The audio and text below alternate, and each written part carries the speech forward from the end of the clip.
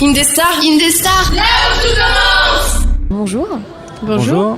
Pour commencer cette interview, j'aurais une première question. Donc, vous avez été Cara designer à Ankama et je voulais vous demander comment vous êtes entré justement à Ankama. Ça c'est toute une histoire, ça va histoire. vous plaire. Oui. Ah cool. En fait, à l'époque, j'avais une amie blogueuse qui s'appelle Melaka qui m'avait envoyé un petit message pour me dire tiens, regarde, on a trouvé un petit jeu en ligne en Flash tout mignon qui ressemble un peu à ce que tu dessines et je suis sûr que ça va te plaire, tu devrais venir jouer avec nous un soir. Donc j'ai joué à Dofus avec eux, avec Melaka et Renaud. Et on a décidé de dessiner une petite note de blog sur notre expérience dans Dofus, raconter nos petites aventures à l'intérieur. Ankama, Toth, le patron d'Ankama, est tombé dessus sur mon blog. Et un soir, je jouais à Dofus et un petit bonhomme est arrivé comme ça et c'était Toth en fait qui me disait hey, salut, on cherche des gens pour venir à Ankama, j'ai vu ton strip, est-ce que ça te tenterait de venir bosser chez nous? Vas-y, plaque ton boulot, viens à Roubaix, on va s'amuser. Et j'ai fait ok. Au début, je l'ai pas cru, donc il a commencé à me téléporter partout dans le jeu, au milieu de monstres énormes, pour me dire maintenant arrête de bouger et écoute-moi, on a besoin de gens. Et donc je suis allé à Roubaix. 2 jours plus tard. On a fait passer un entretien et puis j'ai plaqué mon job à Paris et je suis monté à Roubaix parce que ça avait l'air trop bien. Et du coup, vous avez bossé, je crois, sur Wakfu et Dofus, il me semble. Oui, c'est ça, le jeu et la série un petit peu aussi, la série Wakfu. Est-ce qu'il y a une anecdote, un moment qui vous a marqué quand vous travailliez là-bas? Alors, il y en a tellement, c'est compliqué, ouais. Si, j'ai vraiment adoré travailler sur l'animation là-bas, sur la série Wakfu, même les premiers courts-métrages qu'on faisait avant qui s'appelait Gultar le Barbare, qui était un genre de pilote pour montrer qu'on savait faire de l'animation. Et les anecdotes, c'est qu'on faisait tout à l'arrache en fait. On savait pas du tout ce qu'on faisait. C'était vraiment une époque sympa parce qu'on pouvait toucher un petit peu à tout. Et on découvrait complètement les logiciels, comment on faisait de l'animation. Après, vraiment des anecdotes rigolotes. Il y en a une qui est vraiment drôle, qui nous a fait rire aux larmes, je pense, pendant une bonne semaine. À un moment, ils ont installé des couloirs vitrés partout à Ankama, des vitres pour séparer les open space, sauf qu'il n'y avait aucun repère sur les vitres pour dire que c'était des vitres. Toute la journée, on entendait toc. Pong. On voyait des gens sur le dos, un peu dans les vapes, comme des mouches. On mettait des post-it partout où il y avait des impacts, parce que ça laissait des petites traces de gras de visage. Partout où il y avait eu des impacts, et donc c'était marqué premier impact, second impact, troisième impact. Ça a duré un moment avant qu'ils mettent des bandes pour qu'on voit que c'était des vitres. Oui, c'est mieux en effet, c'est plus sécurisant. Bon, mais vous n'avez pas été qu'à Ankama, vous êtes également le dessinateur de Maliki, la BD. Est-ce que vous pourriez nous expliquer un peu l'histoire pour ceux qui ne connaissent pas nécessairement? Alors Maliki, c'est un blog BD que j'ai lancé en 2004, donc ça fait déjà 16 ans du coup maintenant. Aïe aïe aïe. Tu sais mieux que moi. Et en gros, Maliki, c'est un personnage autonome qui se dessine elle-même et qui raconte sa vie sur Internet. Donc c'est des notes de blog qui sont pas mal inspirées de faits réels qui me sont arrivés soit à moi, soit à des gens que je connais en fait. Et il n'y a pas vraiment de ligne directrice, ça peut aussi bien parler d'une anecdote sur les chats que d'une anecdote sur l'univers, sur un petit tas de neige, En fait voilà, c'est chaque semaine je cherche une idée, quelque chose qui m'a marqué dans la semaine ou une actu, et puis j'en fais une petite histoire, en général sur le ton un peu humoristique, sarcastique, mais des fois ça peut être triste, drôle, enfin il n'y a vraiment aucune règle. D'accord. Et il y a même du surnaturel en fait. Maliki, il y a même un double surnaturel et il y a par moments je distille comme Bird, ça. le personnage de Lady Bird. Ouais, c'est ça. Et du coup je distille un petit peu de fantastique dans le quotidien. Et du coup en parallèle après l'univers s'est développé en roman, en one shot.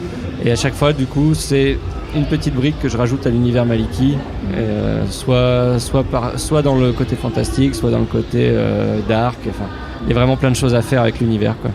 D'ailleurs, maintenant, il y a un animé qui va sortir. On espère, va falloir faire malheureusement plus qu'espérer, on va devoir prospecter comme des fous. Mais en fait, oui, on a réalisé là il y a quelques semaines un générique animé. Dont l'opening a été aussi fait par Starry Sky, si je me trompe pas. Oui, c'est ça, c'est Starry Sky qui a composé et interprété la musique. Et par-dessus, on a contacté le studio Yapiko, qui est un studio d'animation franco-japonais, qui nous a fait donc toute l'animation du clip. Et comment on fait ce choix justement d'adapter une BD en animé Comment s'est fait ce choix-là ? En fait, moi j'ai toujours été un grand fan de dessin animé avant d'être fan de BD. D'accord. Et chez moi, je dois avoir à peu près tous les vinyles des dessins animés des années 80. Je suis un gros collectionneur de génériques. Donc ça faisait partie des rêves, on va dire, de réaliser un jour un générique sur Maliki. Le dessin animé n'est pas forcément une finalité en soi. En fait, juste le générique me faisait super plaisir. Et comme dans notre dernière campagne Ulule, on avait vraiment atteint des paliers assez inattendus, on va dire, on avait la trésorerie nécessaire pour lancer cette production. Et pour revenir à l'histoire, comment vous est venu le personnage de Maliki ? Et puis d'ailleurs, même les personnages secondaires comme les chats, Leia et Fëanor ou Lady Bird. Comment vous sont venus ces personnages ? Alors Maliki, c'est un personnage qui existe depuis même bien avant le blog, puisque c'est un perso que je dessinais quand j'étais en cours au lycée, je crois. Et quand la question s'est posée de faire un blog BD, je me suis dit qu'est-ce que je mets en scène dans ce blog BD ? J'avais pas vraiment envie de me dessiner moi. Et à l'époque, j'étais très fan de Gorillaz, le groupe de musique. Et j'adorais la façon dont les musiciens s'effaçaient derrière les personnages. C'est-à-dire qu'on ne savait pas qui étaient les chanteurs, les musiciens. On voyait que les personnages en dessin animé et je trouvais ça super cool. Donc j'ai pris Maliki, ce perso que je dessinais et que je connaissais depuis longtemps, pour lui donner une vie propre sur Internet, sans auteur. Elle se débrouille toute seule. Et après, pour les personnages secondaires, c'est en général des personnages qui existent, comme Mesha, comme Becky ici présente, qui est devenue un personnage important, puisque maintenant elle est mariée à Maliki dans la BD. Et on a même un enfant. Et voilà, il y a même un bébé. Généralement, les poules, c'est mes poules. John Lenormand, c'est un vrai copain qui bossait avec moi avant à Paris, puis ensuite à Ankama, donc que je voyais tout le temps. Ça me permet en fait, en mélangeant la fiction et le réel, ça me permet d'avoir des anecdotes crédibles, des fois même moins crédibles que la réalité malheureusement, parce que c'est tellement des fois débile que les gens n'y croient pas, mais la plupart du temps c'est vrai. Et pour Lady Bird, qui est un personnage fantastique, à la base c'était un simple clin d'œil à Jojo, Bizarre Adventure, parce que j'étais en plein dans la lecture de Jojo à l'époque, et elle me dit si Maliki avait un double, qu'est-ce que ce serait ? Et donc j'avais dessiné ce personnage comme ça un petit peu pour la rigoler, pour l'anecdote, et puis au bout d'un moment les gens commençaient à me la réclamer un petit peu avec insistance, donc je me dis tiens, c'est vrai qu'on pourrait lui inventer une histoire, un background, et du coup elle s'est complètement détachée du côté Jojo et c'est devenu un vrai personnage et avec une vraie histoire qui n'a rien à voir avec celle des stands, heureusement. Donc principalement des inspirations de la vie réelle et puis aussi de ce que vous avez lu. Oui, aussi de ce que j'ai lu. Pour le roman, par exemple, je suis un grand fan de Terry Pratchett, donc on m'a souvent dit que le style d'écriture faisait vraiment penser à Terry Pratchett. J'aime bien Neil Gaiman aussi, c'est ce qui transparaît dans les romans. Après, pour l'écriture des BD, c'est vrai que j'étais pas mal marqué par la vague un petit peu franco-belge de Lewis Trondheim, de Boulet aussi, qui était mon contemporain à l'époque où j'ai commencé les blogs. C'est d'ailleurs lui qui m'a fait un pont d'or quand je suis arrivé, parce qu'il m'a fait un lien sur son site et d'un seul coup j'ai vu 10 000 visiteurs affluer. C'est cool. Et c'est un peu aussi... c'est lui qui m'a mis le pied à l'étrier, on va dire, au début. Et voilà, sinon après les inspirations, c'est aussi beaucoup des dessins animés, des séries. Je lis très peu de BD en fait. Je regarde plutôt des trucs avachis sur mon canapé. C'est pas mal aussi, faut avouer. C'est bien aussi, ouais. Et j'avais une question un peu plus technique. Quel est le processus en fait de création d'une planche et même d'une BD ? En général, je vois la deadline arriver parce qu'on sort un strip tous les mardis. Le dimanche soir, je commence un petit peu à transpirer et puis à me dire qu'est-ce que je vais faire lundi. Généralement, j'ai quelques idées qui arrivent. Il m'arrive de les raconter à Becky pour voir si ça la fait rigoler. Il regarde ma réaction. En général, comme un truc raconté. Tiens, je te raconte une blague. Je vais t'expliquer. Ouais, ça marche et vous pas voyez génial. Comme ça, si ça marche. Je vois qu'elle a l'air un petit peu dubitative. Alors là, je me dis est-ce qu'il faut que je change un truc ou est-ce que non, mais attends, je vais te le dessiner. Tu verras, c'est plus marrant dessiner. Mais une fois que c'est dessiné, de toute façon, on change plus après. Ouais, voilà. Donc j'essaie de me rassurer et puis donc il y a quand même une phase d'écriture, hein. Tout le script est quand même écrit à l'avance, je sais combien de pages je fais, combien de cases par page, les dialogues sont écrits. même s'il y a des petits changements de dernière minute. Et puis en général, je passe une journée ou deux sur la réalisation du strip. Parce qu'en fait, il commence à y travailler le dimanche soir. Et nous, on est sur Tipeee, un système de mécénat participatif où les gens peuvent nous aider à créer financièrement, on va dire. Et on doit sortir le strip en avant-première le lundi soir. Donc il faut déjà qu'il soit terminé le lundi soir. Oui. Des fois, je m'y mets quand même à l'avance quand c'est des gros strips et que j'ai eu l'idée bien à l'avance. Et surtout que j'ai eu du temps dans la semaine. Je l'ai avancé en avance. Et des fois, c'est vraiment fait vraiment en flux tendu comme ça en une journée. À l'arrache. À l'arrache. D'ailleurs, ça arrive malheureusement. Ça se voit sur les finitions. Après, comme on fait du blog, on s'est jamais caché que c'était des trucs. C'est pas forcément d'une qualité léchée comme un album BD traditionnel. Le but, c'est aussi de pouvoir être spontané, de réagir vite à ce qui s'est passé, à des événements. Donc, pour pouvoir faire plein de pages. Des fois, il y a des strips qui font 7-8 pages et qu'on fait en 2 jours. Si on veut raconter beaucoup de choses, au bout d'un moment, il n'y a pas d'autre solution que de faire un dessin rapide. Et est-ce que vous avez vu justement un changement de style ? Ah oui, c'est peut-être une progression, je sais pas. Ouais, il y a des progressions, il y a des régressions, des errances, et après on revient à d'autres choses.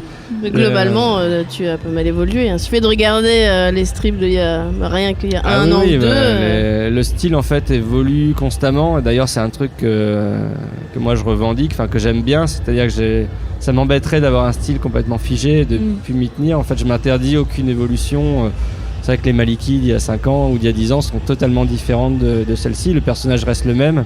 Elle a des cheveux roses et des canines et puis des oreilles pointues. Quelques signes distinctifs qui ne changent pas. Mais après, le style, forcément, s'affine. Et en fait, le style, c'est lui qui nous trouve, c'est pas nous qui...